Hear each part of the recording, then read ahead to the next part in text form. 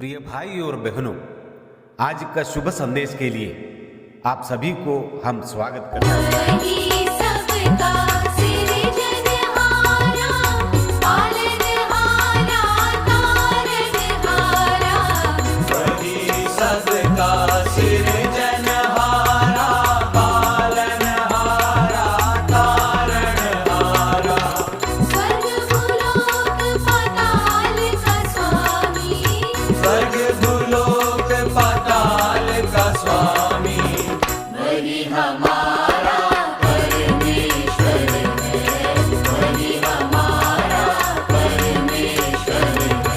आज का संदेश प्रभु के दास जोशी ब्रह्मा से बांटा जाएगा।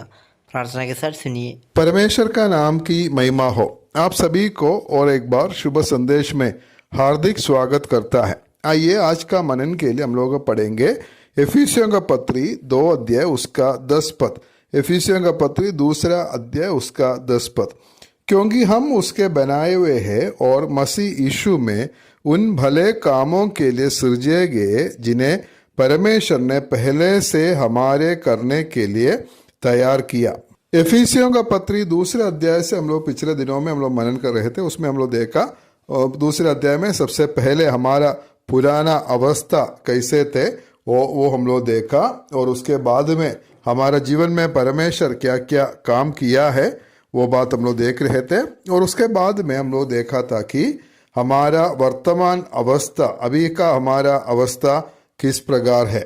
और उसमें हम लोग देखा था कि सबसे पहले मसीह हमें परमेश्वर मसीह के साथ हमें जिलाया, हम जिंदा है। और दूसरा है हम उद्धार पाए हैं, हमें उद्धार दिया, हम उद्धार पाए हुए लोग हैं। जो लोग प्रभु यीशु मसीह पर विश्वास किया, प्रभु को अपना जीवन में ग्रहण किया, उनका जीवन में उद्धार हो गया है और इसलिए हम उद्धार पाए हुए लोग हैं।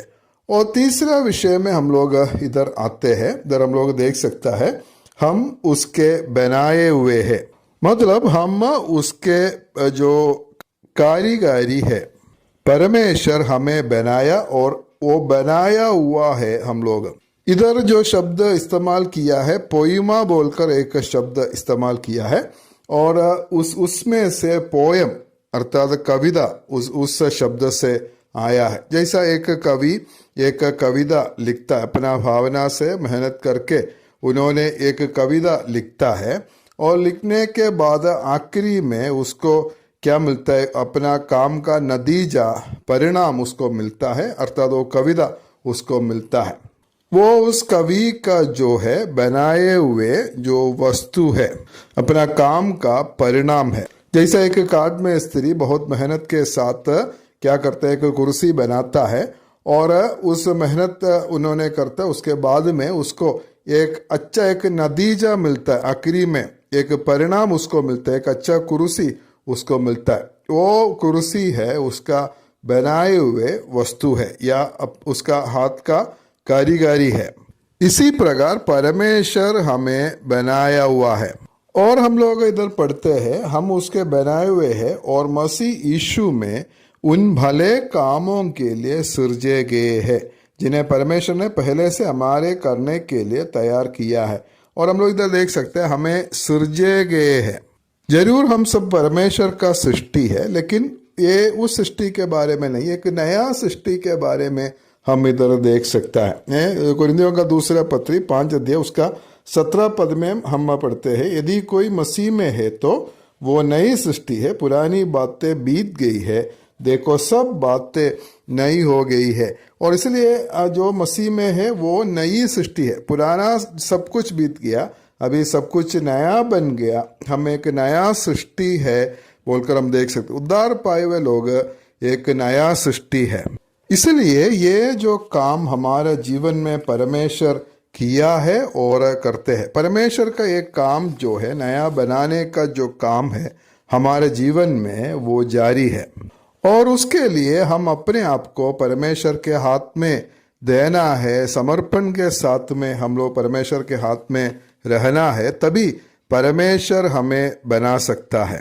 और परमेश्वर का उद्देश्य हमारा जीवन में वो ये है कि हम मसीह का जैसा हम लोग बने।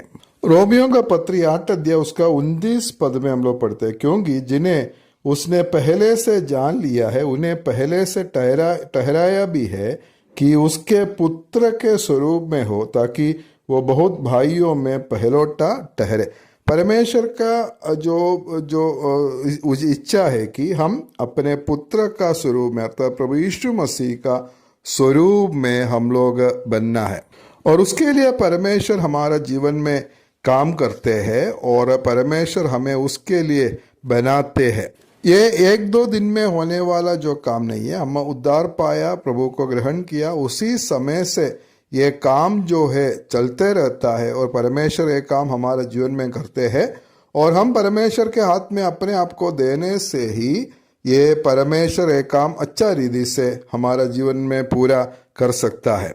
हमारा भी यही इच्छा होना चाहिए, हाँ मुझे मसीह का जैसा, उसका स्वभाव के जैसा, उसका स्वरूप में जैसा बनना है, और उसी कोशिश में हम लोग आगे की और हम लोग बढ़।